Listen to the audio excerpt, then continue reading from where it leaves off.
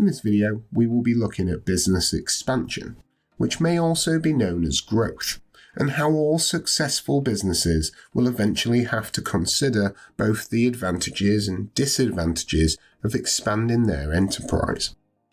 Business expansion can be both an exciting and also a daunting time for the entrepreneur. On the one hand, business growth will hopefully mean an increase in sales. You should hopefully sell more of your product or service. This will lead to an increase in sales revenue and hopefully an increase in profits. As a business grows, they may also be able to bring down the average unit cost of their products.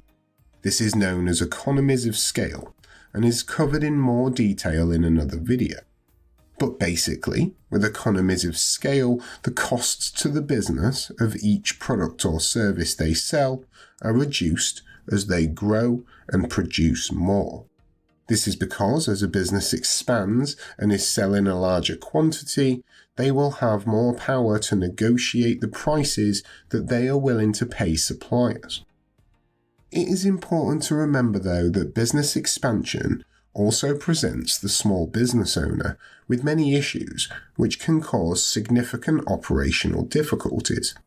Expanding your business is by no means an easy task, and it will be vital that the entrepreneur thinks through their plans for growth very carefully. As they try to grow their business, they may struggle to maintain control, as the number of employees may increase or the business might open new physical locations. In some cases, if a business expands too quickly, they try to achieve too much too soon, they may find the average unit cost actually increases as sales go up. They are trying to do too much and they now have higher costs. We refer to this as diseconomies of scale. To all the teachers out there, show all of these videos without any ads and gain access to our growing library of over 500 teaching worksheets. Why not visit BizzWizard.co.uk to find out more? Before we discuss the different methods of growing a business, let's first discuss the different ways the size of a business can actually be measured in the first place. Firstly, a business might be measured by the number of total employees. As some organisations do not sell a product or service, they may need to be measured on the total number of people working for them instead. Another good measure of the size of a business might be the total turnover, the total sales revenue. This is the money that you have taken from your sales. Remember though, this is not profit, as it does not account for any costs. A business turning over 50,000 would be considered considerably smaller than a business which was turning over millions of pounds a year. And finally, you could measure the size of a business by its total value. You can calculate the value of a business by deducting its liabilities. This is everything the business owes from its total assets. This is the value of everything it owns.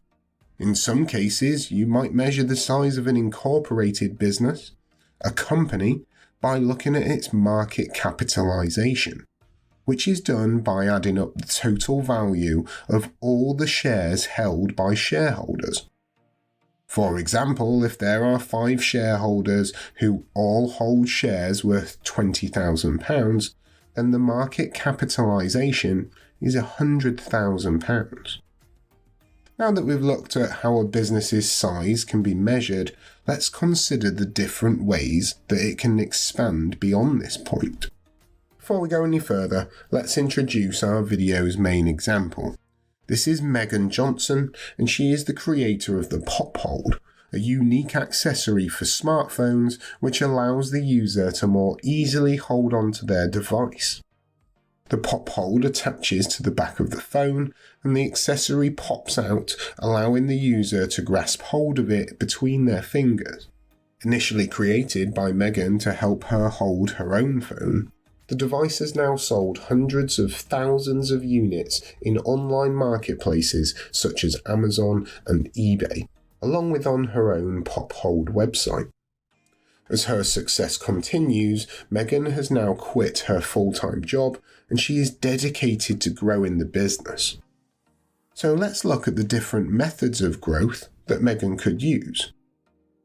Bring this video and over 100 more to life with fun, interactive games, quizzes and case studies.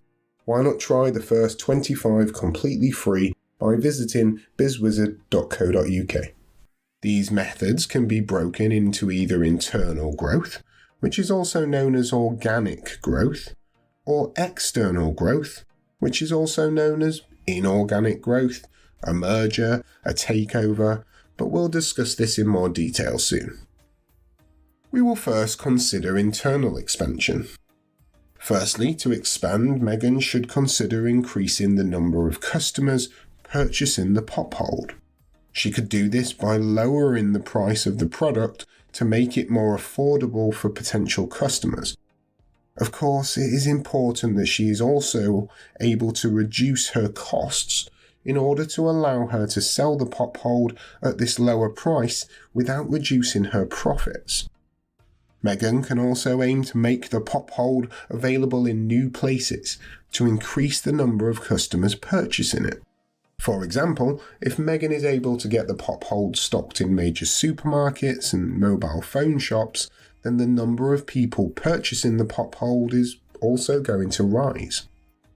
To increase the number of customers, Megan should also look to improve her current marketing campaign in an effort to increase customer awareness of the product. Megan could also consider developing new products for the PopHold range. This is known as increasing the product portfolio. For example, if Megan is able to come up with another innovative smartphone accessory, she may have more chance of organically growing her business. Each of the video courses over at BizzWizard.co.uk also includes an interactive business case study that applies the knowledge learned to a real-world scenario. There are over 1,000 multiple-choice questions, each with detailed feedback, which tests students' understanding of the content. Why not visit BizzWizard.co.uk to find out more? Businesses can also expand by entering new markets and selling their products overseas. It's important to remember that if Megan were to choose this option, she may find entering new markets difficult and also expensive. Selling products overseas can be a struggle for many entrepreneurs, as the new market is unknown to them, and there is no brand awareness, meaning the customers in the new market don't know anything about the product. However, Megan might find the use of online selling platforms, on which she already has a presence, could make overseas sales much easier, as these sites like Amazon and eBay already have systems in place for selling to customers in other countries. A business like Megan's, looking to expand, may choose to develop e-commerce, which basically means selling their products online. This is an important concept which we will explore in full in another video. For Megan and PopHold, she already sells online and would need to increase this online presence if she hoped to expand. Perhaps she can improve the website's SEO, which stands for Search Engine Optimization, and if done well, would allow the PopHold to show up in search engine results higher than the competition. Now, to our next option for growth, which is considering outsourcing some of your processes. Business expansion can be difficult, especially when a business has only a few individuals involved. Currently, Megan produces the PopHold in a garage at her own property, which she has also converted into a workspace.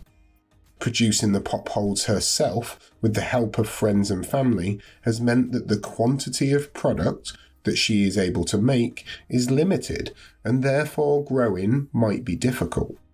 Increasing the number of products produced can be pretty difficult and expensive, often meaning that new production premises, such as factories, need to be acquired. In some cases, a business similar to Megan's may decide to ask another business to handle the production. This is what we refer to as outsourcing. However, Megan will need to be very careful. By outsourcing her product to another company, she is taking a number of risks.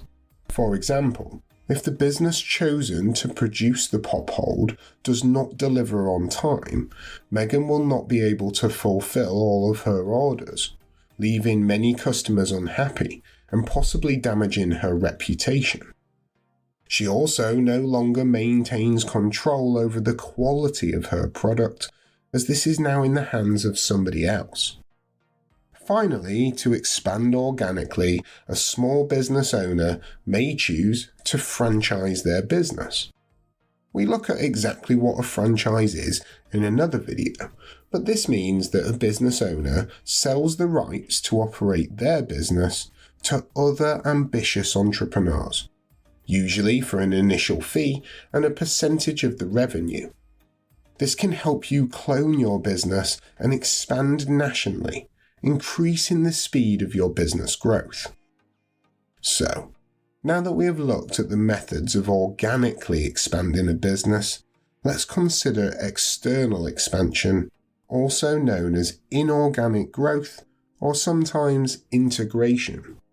We will explore all of this in much more detail in another video. Think of external expansion as joining in some way with another business. There are two main types of external expansion, a merger and a takeover, which is sometimes called an acquisition. A merger is when two businesses join together, and this is usually with the agreement from all involved and everybody is happy with the arrangement.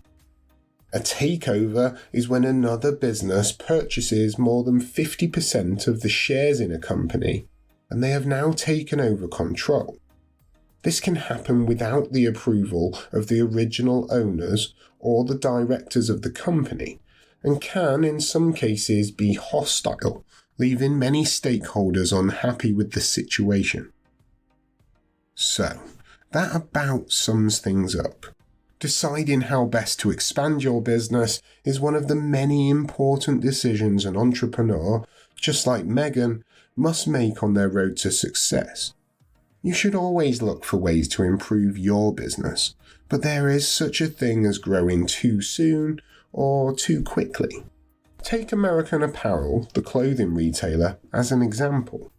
They opened nearly 300 stores in America only 6 years after the launch of the business.